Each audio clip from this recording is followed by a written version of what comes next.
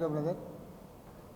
ముఖ్యమంత్రి చంద్రబాబు నాయుడు గారు రేపు ఢిల్లీకి వెళ్ళి ప్రైమ్ మినిస్టర్ గారిని కలుస్తూ ఉంటున్నారు.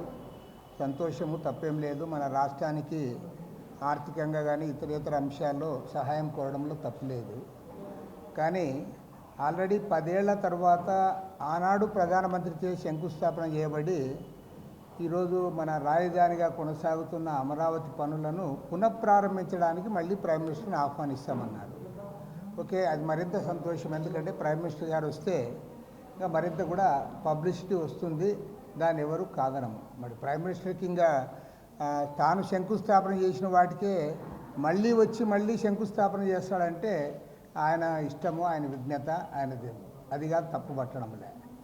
కానీ ఇవాళ రాజధాని అమరావతి పేరు మీదుగా దానికి కేంద్రం నుంచి ఏమైనా సహకారం ఉందా లేదని మేము సూటిగా అడుగుతున్నాం. ఎందుకంటే నిన్ననే హడ్కో వారితో అగ్రిమెంట్ అయ్యారు. హడ్కోతో 11,000 కోట్ల రూపాయల రుణానికి ముఖ్యమంత్రి గారి సమక్షంలో అగ్రిమెంట్ అయ్యారు. తర్వాత ఏషియన్ డెవలప్మెంట్ బ్యాంక్తో అప్పు తెస్తూ ఉన్నారు, వరల్డ్ బ్యాంక్తో అప్పు తెస్తూ ఉన్నారు.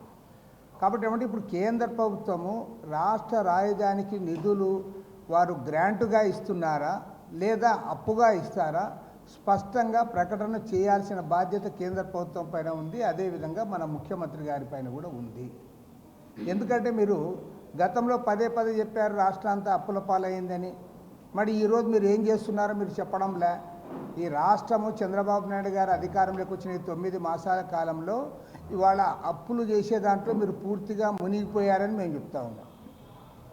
గతంలో జగన్మోహన్ రెడ్డి గారు ఏ రకంగా అయితే రాష్ట్రాన్ని అప్పుల పాలు చేశారో అదే దిశగా మీరు ప్రయాణం చేస్తూ రాష్ట్రాన్ని మేము కాపాడుతున్నాము, రాష్ట్రాన్ని పైకి తెస్తున్నామనంటే ప్రజలు నమ్మడానికి సిద్ధంగా లేరు.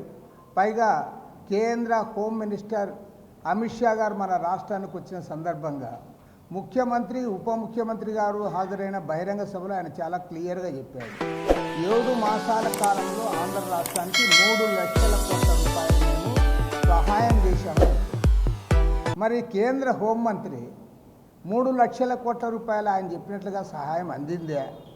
ఒకవేళ నిజంగా సహాయం అందింటే ఆంధ్ర రాష్ట్రంలో ఆర్థిక ఇబ్బందులు ఎందుకున్నాయి? మరి ఆ నిధులు ఎక్కడ పోయినాయి? ఆ నిధులు తీసుకొని పోయి ఏమన్నా ఎక్కడన్నా దాచిపెట్టారా? ఇవాళ రాష్ట్ర ప్రభుత్వం స్పష్టం చేయాలి. హోమ్ మినిస్టర్ గారు చెప్తా ఉంటే ముఖ్యమంత్రి గారు ఏం మాట్లాడరు. అసలు ఆయన చెప్పిన తర్వాత కూడా వీళ్ళెవరు దానిపైన క్లారిటీ ఇవ్వలే. కాబట్టి మరి ఇవాళ కేంద్ర ప్రభుత్వం మనకు గ్రాంట్గా ఇస్తామన్నారా? గతంలోనేమో మీరే ప్రచారం చేశారు, ఇది మన రాష్ట్రానికి ఏ సంబంధం లేదు, కేంద్ర ప్రభుత్వమే సంతకం చేసి వాళ్ళే డబ్బులన్నీ ఇస్తారని చెప్తురి, గ్రాంట్ కింద వస్తాయని చెప్తురి. మళ్ళీ ఇప్పుడేమో వరల్డ్ బ్యాంక్ లోన్ అని మీరే అంటున్నారు. మరి అదేమో ఏషియన్ డెవలప్మెంట్ బ్యాంక్తో లోన్ అని చెప్తా ఉన్నారు. నిన్న క్లియర్గా చెప్పారు, హడ్కోతో 11,000 కోట్ల రూపాయల రుణము మేము చేస్తున్నామని సంతకాలు కూడా చేశారు. కాబట్టి ఏమంటే చంద్రబాబు నాయుడు గారు ముఖ్యమంత్రి అయిన తర్వాత కూడా రాష్ట్రాన్ని అప్పుల పద్ధతిలో మునిగి తేలుతూ ఉంది. కాబట్టి ముఖ్యమంత్రి గారిని కోరుతా ఉన్నాం, అసెంబ్లీ సమావేశాల సందర్భంగా ఈ రాష్ట్రానికి గతంలో ఉన్న అప్పులెంత, ఈ 9 మాసాల కాలంలో మీరు చేసిన అప్పులెంత స్పష్టమైన సమాచారం అసెంబ్లీకి ఇవ్వాలి, ప్రజలకు ఇవ్వాలి. ఆ రకంగా శ్వేతపత్రం ప్రకటించాలని చెప్పి కూడా సిపిఐ తరఫున మేము డిమాండ్ చేస్తూ ఉన్నాము. మరి ముఖ్యమంత్రి గారు కేంద్రంలో ఇవాళ పదే పోతున్నారు, కానీ విశాఖ ఉక్కు ఫ్యాక్టరీ విషయంలో మాత్రం స్పష్టత రావడం లేదు. విశాఖ ఉక్కు ఫ్యాక్టరీ ప్రైవేటైజేషన్ విషయంలో స్పష్టంగా ప్రధానమంత్రి గారితో మాట్లాడాలని కూడా సిపిఐ తరఫున డిమాండ్ చేస్తుంది.